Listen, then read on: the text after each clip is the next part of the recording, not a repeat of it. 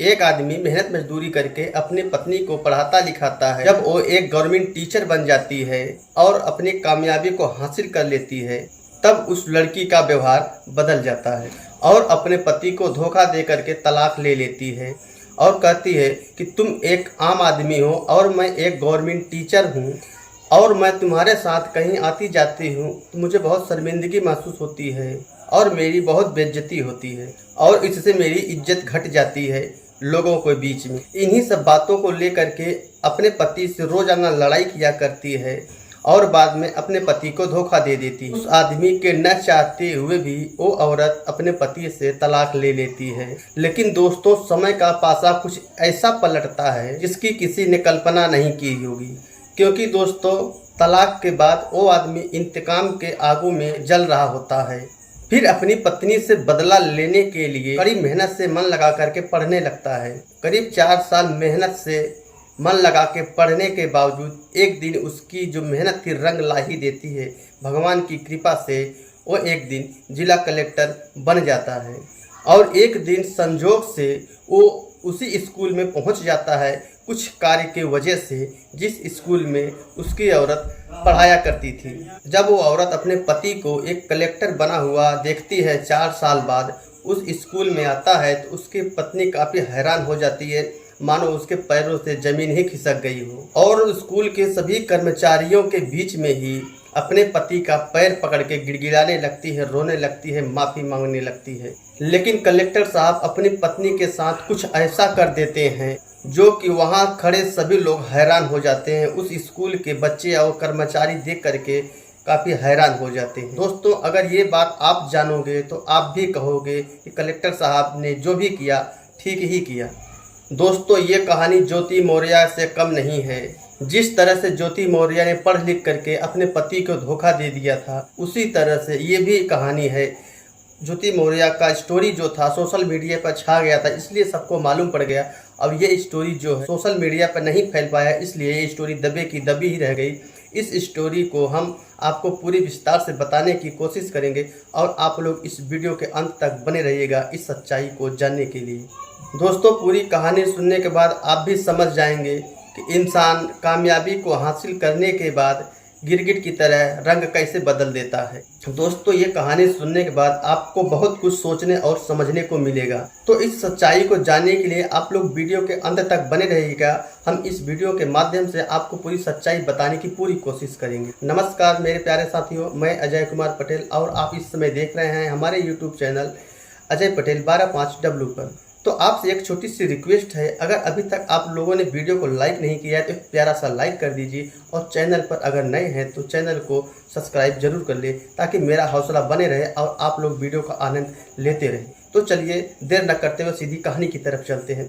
दोस्तों, ये कहानी राकेश और रीता की है, जो उत्तर प्रदेश मेरठ जिला से निकल करके आती है।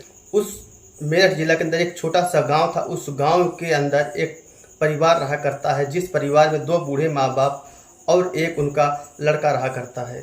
जिस लड़के का नाम राकेश होता है, वो लड़का पढ़ाई लिखाई करते रहता है। घर पे काफ़ी गरीबी की वजह होने की वजह से जो है कि पढ़ाई लिखाई बंद करके ऑटो रिक्शा चलाने लगता है। ऑटो रिक्शा चलाते रहता है। उसी बीच में जो है कि एक सुंदर सी लड़की के साथ उसका शादी ब्याह होता है। वो लड़की पढ़ने में भी ठीक ठाक थी, तो वो लड़की का कहना था कि हम शादी अभी करेंगे, लेकिन हमारी पढ़ाई को जो है रुकावट नहीं होनी चाहिए। हम पढ़ाई शादी के बाद भी अपनी पढ़ाई जारी रखेंगे। तो उसके घर वाले मान जाते हैं। जो राकेश था वो बोलता है ठीक है। उसके माता पिता भी बोलते हैं ठीक है, तुम शादी के बाद अपनी पढ़ाई जारी रखना, इसमें हमें कोई इतराज़ नहीं है। लेकिन जो है मेहनत मजदूरी करने वाले आदमी है, मेहनत मजदूरी करने पर जो इनकम होगा, घर गृहस्थी में लगाने के बाद जो पैसा बचेगा, वो सारा पैसा हम तुम्हारी पढ़ाई में लगा दिया करेंगे और तुम मन लगा के पढ़ो, हमें कोई इतराज़ नहीं है। उसके घर वाले ऐसा कहते हैं। इसके बाद जो रीता और राकेश की दोनों जन की बड़े ही धूमधाम से शादी हो जाता है। शादी होने के बाद राकेश के घर में दुल्हन बन के आती है और अपने रीति रिवाज के साथ सारा काम काज निपट जाता है। फिर अपने दोनों जन रहने लगते हैं। फिर जो है कि 1 हफ्ते के लिए रीता राकेश के घर पे रहती है, फिर अपने मायके जाती है। मायके से आने के बाद फिर जो है कि अपने ससुराल में रह करके ही पढ़ाई करने लगती है। और उसका पति जो था रात दिन मेहनत किया करता था, ऑटो रिक्शा चलाया करता था और जो है कि अब 10 घंटा चलाता था, अब 15 घंटा 12 घंटा 16 घंटा 18 घंटा ऐसा करके चलाने लगता है अपनी बीवी के पढ़ाई के लिए कि कुछ खर्चा बढ़ जाता है, तो जो है कि मेहनत भी ज़्यादा करना पड़ता है। काफ़ी परिश्रम से जो है उसको अपनी पत्नी को पढ़ाता लिखाता है। काफ़ी मेहनत करने के बाद 3-4 साल बीत जाता है। इसी बीच में 3-4 साल बीतने के बाद उसी बीच जो है उनको एक लड़की पैदा होती है। घर की खुशियाँ चौगुनी हो जाती है और इसी में अपना सब हंसी खुशी से रहा करते हैं। उसी बीच जो है कि जैसे ही लड़की पैदा होती है उसके 2-3 महीने बाद उस रीता की सरकारी टीचर की नौकरी लग जाती है। नौकरी करने के लिए दूसरे जिला में जाती है, दूसरे एरिया में जाती है। वो जो लड़की थी वो करीब साल भर के आसपास हो गई थी। तो जो है कि राकेश बोलता है कि तुम अकेली जाओ वहाँ और अपना एक क्वार्टर ले लो, हॉस्टल में रह करके अपना जो है कि वहाँ पे पढ़ाया करो और ये बच्ची को जो यहीं रहने दो, हम माता पिता के साथ में रह करके इसका पालन पोषण करेंगे। और वहाँ तुम रहोगी तो परेशान हो जाओगी, स्कूल लेके जाओगी कि कहाँ लेके जाओगी, कहाँ छोड़ोगी उसको।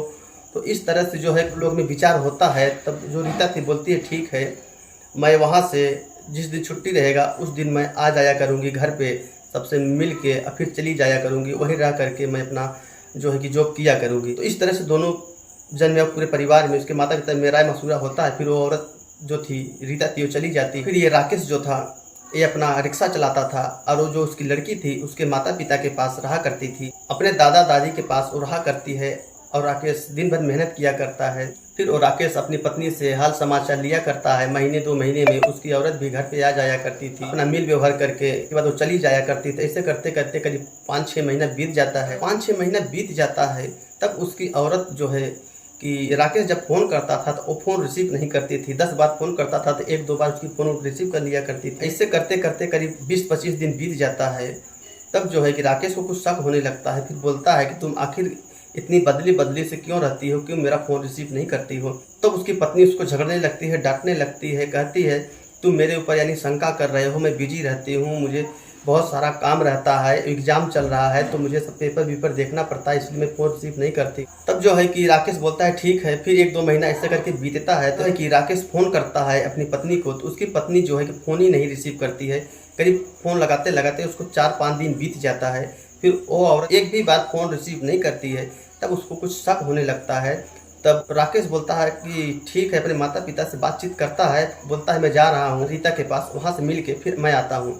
और जो था कि वो अपनी बेटी को साथ में लेता है। अपनी बेटी को साथ में लेने के बाद बस पकड़ता है। बस पकड़ने के बाद वो जाता है जहाँ पे वो उसकी औरत स्कूल में पढ़ाया करती थी, उस जगह जाता है। उसको जाते जाते शाम हो जाता है और जो है कि वो एड्रेस पता इसको सब पता रहता है। तो उस एड्रेस पे जब पहुँचता है, उस जा करके जब उस घर का बेल बजाता है तो उस घर के अंदर से वो रीता निकलती है। जब निकलती है अपनी बेटी और अपने पति को देखती है तो उसके हाथ पांव पूरा कांपने लगते हैं। तो राकेश पूछता है आखिर क्या बात है, तुम इतना उदास और इतना घबराई हुई क्यों हो। तो बोलती है कि कुछ बात नहीं है। और जो कि रीता इसलिए घबरा रही थी, उसके घर में एक आदमी पहले से ही मौजूद था, इसकी वजह से रीता जो है काफ़ी घबराई हुई थी।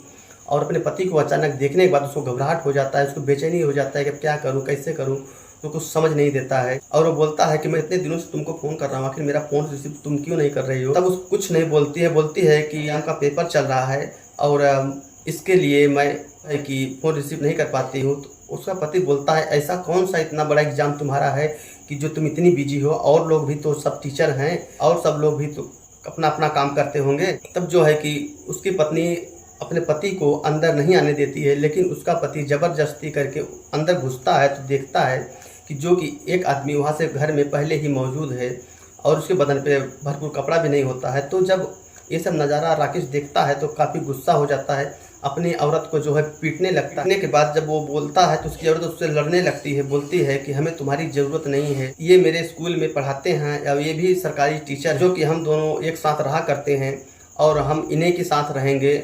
हम तुमसे तलाक लेना चाहते हैं, तुमसे जो है कि कोई रिश्ता नहीं रखना चाहते हैं। तुम्हारे साथ में कहीं आती जाती हूँ, मार्केट में घूमती हूँ, हमें बहुत शर्मिंदगी महसूस होती है। तुम एक मजदूर आदमी हो, मैं एक गवर्नमेंट टीचर हूँ, हमारा तुम्हारा मेल नहीं हो पाएगा। इस तरह से जब बोलती है तो राकेश के पैर तले ज़मीन ही खिसक जाती है, उसकी मुंडी नीचे हो जाती है, सर में से आंखें उसकी झुक जाती है। और वो बोलता है इसी दिन के लिए रात दिन करके तुम्हें मेहनत मजदूरी करके पढ़ाया लिखाया था। तब औरत बोलती है जो भी हुआ सो हुआ, अब हमारा तुम्हारा मेल नहीं होगा, हम इनके साथ रहेंगे, इनसे शादी विवाह करेंगे, हम तुमसे तलाक चाहते हैं। जब इतना औरत बोलती है तो वो अपनी बेटी को लेकर के उल्टे पाँव वापस लौट जाता है, अपने घर पे आता है। अपनी माता पिता से सारी बात बताता है। उसके माता पिता भी काफ़ी नाराज़ होते हैं। उस रीता के मायके वालों को मालूम पड़ता है तो उसके मायके वाले भी काफ़ी रीता को समझाने की कोशिश करते हैं और रीता किसी की बातें ही नहीं सुनती थी। बस अपने प्यार के नशे में वो पागल थी एकदम। 5-6 महीना कैसे करते करते दिन बीत जाता है। एक दिन रीता जो है कि तलाक पेपर उसके घर पे भिजवा देती है और तलाक का पेपर पे वो साइन कर देता है राकेश। करने के बाद और दोनों जन्म का तलाक हो जाता है। फिर वो लड़की अपना जो थी उस दूसरा टीचर जो था उसके घर में उससे शादी कर लेती है, उसके साथ रहने लगती है। और फिर ये राकेश जो था अब ये आग बबूला हो जाता है। अब इसको अपनी पत्नी से बदला लेना था। इसको जो है कि काफ़ी दिक्कतों का सामना करना पड़ता है और अपने होशो हवास को संभालते हुए अब ये उसको कुछ नहीं समझ में आता था। सिर्फ यही समझ में आता था कि अब मुझे मेरी पत्नी से बदला लेना है। पढ़ाई अपना फिर से चालू करता है। पढ़ाई चालू करने के बाद जो है कि काफ़ी करके रिक्शा चलाया करता था, पैसा इकट्ठा करता था, फिर अपना जो है कि पढ़ाई किया करता था। काफ़ी मजबूरियों का सामना करते हुए 4 साल का दिन धीरे धीरे बीत जाता है। जब 4 साल का दिन बीत जाता है तो एक दिन उसकी मेहनत रंग ला ही देती है भगवान की कृपा से। जो एक दिन वो जिला कलेक्टर बन जाता है। जब जिला कलेक्टर बन जाता है फिर अपने घर पे आता है, अपने माता पिता से आशीर्वाद लेता है। उसके माता पिता बहुत खुश होते हैं, बोलते हैं बेटा तुम्हारी मेहनत जो तुम रात दिन एक करके मेहनत किए हो। रात में ऑटो चलाता था, दिन में पढ़ाई किया करता था, फिर एक भी मिनट फालतू नहीं बैठता था, दिन रात मेहनत पढ़ाई में लगा रहता था। इसी की वजह से 4 साल के अंदर जो है एक जिला कलेक्टर बन जाता है। दोस्तों जब जिला कलेक्टर बन जाता है राकेश तब संजोग से उसका ट्रांसफ़र जो है उसी शहर में हो जाता है जिस शहर में उसकी पत्नी रह करके एक सरकारी टीचर थी, स्कूल में पढ़ाया करती थी। उसी ज़िले में उसका ट्रांसफ़र हो जाता है। 2-4 महीना अपना जो है वहाँ रहता है। सरकार की तरफ से उसको 4 चक्का गाड़ी मिलता है और 2-3 गार्ड होते हैं और एक अच्छा सा घर मिलता है। वो अपना वहीं लेकर के रहा करता है और अपने माता पिता अपने बेटी को भी अपने साथ लेके जाता है, वहीं रहा करता है। गांव में यहाँ पे सब ताला मार देता है घर में और उसी शहर में सबको लेके जाके वहीं पर रहा करता है। तो एक दिन संजोग से कुछ मीटिंग की वजह से, कुछ काम की वजह से जो है कि उसी स्कूल में उसको बुलाया जाता है राकेश को। जब राकेश उस स्कूल में आता है उसकी पत्नी उसको देखती है तो एकदम से चौंक जाती है। उसके पैर तले ज़मीन ही खिसक जाती है। बड़े टेंशन में हो जाती है कि आखिर ये मेरा पति ही है या कोई दूसरा है। तो जब वो मंच पे जाता है, जो उसको बोलना रहता है, जो भाषण देना रहता है, जो उसको कहना रहता है वो कहता है। कह के जब उतरने लगता है तो उसकी पत्नी जाकर के उसके कदमों में गिर जाती है और गिड़गिड़ाने लगती है, रोने लगती है, माफ़ी मांगने लगती है। बोलती है मुझे माफ़ कर दो, मुझसे बहुत बड़ी गलती हो गई, अब तुम यहाँ तक कैसे पहुँच गए। तो कुछ नहीं बोलता है, बस मुस्कुराता है। और वहाँ पे जो जितने भी वहाँ कर्मचारी थे सब देख करके दंग रह जाते हैं। उनको कुछ समझ में ही नहीं आता है कि आखिर ये सब क्या हो रहा है। तो उस स्कूल के जो प्रिंसिपल थे वो रीता को उठाते हैं, बोलते हैं कि तुम ये क्या कर रही हो, ये जिला कलेक्टर हैं, अब तुम इनके पैरों में गिर करके बेइज्जती करा रही हो, क्या कर रही हो, हमें कुछ समझ में नहीं आ रहा है।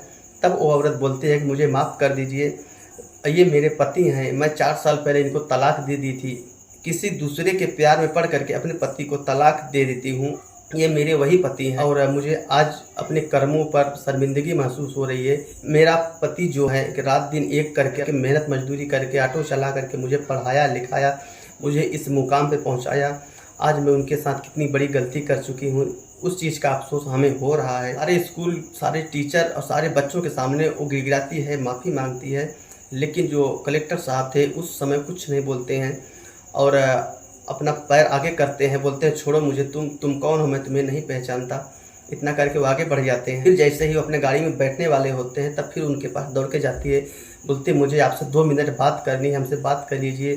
तब कलेक्टर साहब जो है कि अपने गार्ड को और ड्राइवर को इशारा करते हैं तो गार्ड जो था एक कार्ड निकालता है, कार्ड निकाल के उस मैडम के, उस टीचर के हाथ में रख देता है। बोलता है कि कल आकर के हमारे साहब से इस एड्रेस पे मिल लेना, इनका ऑफिस यहाँ पे है। फिर ड्राइवर गाड़ी चालू करता है, अपना चले जाते हैं कलेक्टर साहब। फिर उसकी रात नहीं बीत रही थी, रात वो एकदम बेचैन सी थी, कैसे ये सब हो गया, मेरा पति कलेक्टर कैसे बन गया। इसी तरह से जो कि वो रात उसकी बीती ने, रात भर वो सो नहीं पाई। सुबह होते ही वो जा करके ऑफिस खुलने से पहले ही नहा धो करके जाके उस ऑफिस के पास वो बैठ जाती है। कलेक्टर साहब जैसे ही आते हैं, देखते हैं कि मेरी बीवी बैठी हुई है, वो कुछ बोलते नहीं है, अंदर चले जाते हैं।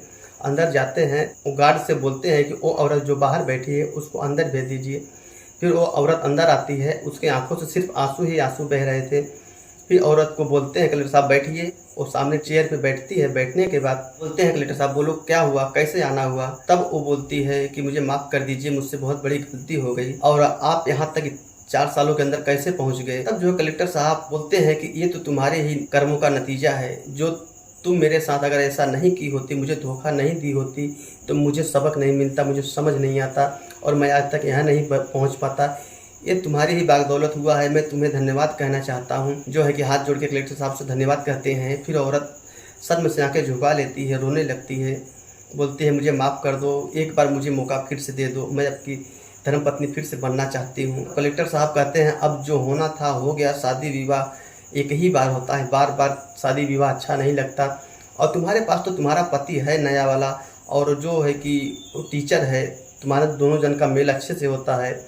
तब जो है कि वो रीता थी काफ़ी भावुक हो जाती है और रोने लगती है, बोलती है कि नहीं, वो तो मुझे बस 4 से 5 महीनों के अंदर ही मुझे छोड़ के चला गया और मैं एक प्रॉपर्टी ली थी जो कि लोन पर, उस प्रॉपर्टी पे उसका निगाह रहता है और वो प्रॉपर्टी मुझसे हड़प करके वो लेके अपने नाम करा के अब मुझे धक्का मार के घर से बाहर निकाल देता है। मैं दर बदर ठोकरें खाने पे मजबूर हो गई। फिर अपना मैं जो मेरा पेमेंट होता है उसी पेमेंट्स में अपना लोन चुका रही हूँ और मैं इस समय किराए के घर में रहा करती हूँ।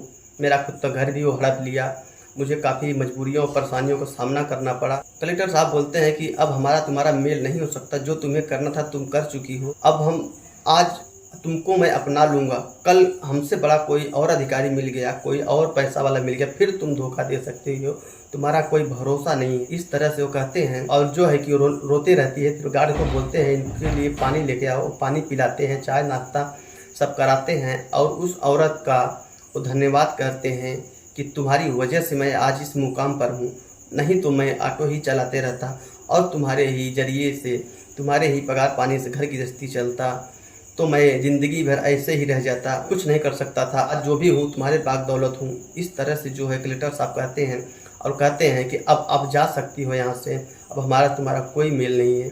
तो फिर दोस्तों औरत जो है काफ़ी मायूस हो जाती है। इसके बाद वो ऑफिस से निकल के वो चली जाती है और फिर अपना जो है कि अलग ज़िंदगी जीने लगती है।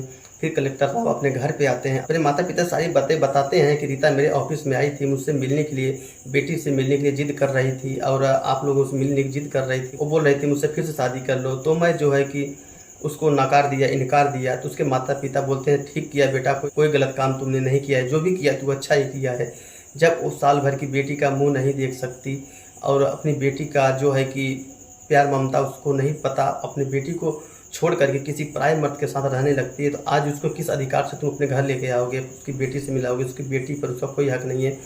ये बेटी हमारी है और हम इसे ही पढ़ा लिखा करके कुछ बड़े मुकाम पर इसको पहुंचाएंगे। फिर उसके बाद कुछ दिन बीतने के बाद कलेक्टर साहब फिर से दूसरी शादी कर लेते हैं। भगवान की दया से जो है कि कुछ दिन बाद उनको एक बेटा होता है और फिर उसके बाद वो अपने हंसी खुशी से परिवार में रहने लगते हैं। तो दोस्तों आज की थी ये कहानी आपको कैसी लगी? कलेक्टर साहब उस औरत के साथ गलत किए या सही किए, कमेंट करके हमें ज़रूर बताइएगा। तो दोस्तों बस आज के लिए इतना ही, मिलते हैं नेक्स्ट वीडियो में। तब तक के लिए आप लोग अपना ख्याल रखिएगा और वीडियो कैसा लगा कमेंट करके ज़रूर बताना। आप वीडियो कहाँ से देख रहे हैं हमें कमेंट करके ज़रूर बताइएगा, हम नेक्स्ट वीडियो में आपका नाम जरूर लेंगे। बस आज के लिए इतना ही, मिलते हैं अगली वीडियो में। तब तक के लिए आप लोग अपना ख्याल रखिएगा। और ये कहानी सुनाने का मेरा उद्देश्य जो है किसी के मन के या किसी की भावनाओं को ठेस पहुंचाना नहीं है, बल्कि लोगों को सतर्क करना, जागरूक करना है कि आप जो है किसी भी अनजान व्यक्ति से मुलाकात होती है या किसी भी व्यक्ति से जो है प्रेम मोहब्बत होता है तो उससे आप सावधान रहिए, क्योंकि जो है आजकल के ज़माने में कब क्या हो जाए किसी को कोई भरोसा नहीं रहता है। इसलिए अपनी जिम्मेदारी पर और अपने हौसले से काम किया करें। बस मेरा कहानी सुनाने का यही उद्देश्य है, ना कि किसी की भावनाओं को ठेस पहुंचाना है। बस आज के लिए इतना ही, मिलते हैं नेक्स्ट वीडियो में। तब तक के लिए जय हिंद, वंदे मातरम, नमस्कार, प्रणाम, आदाब।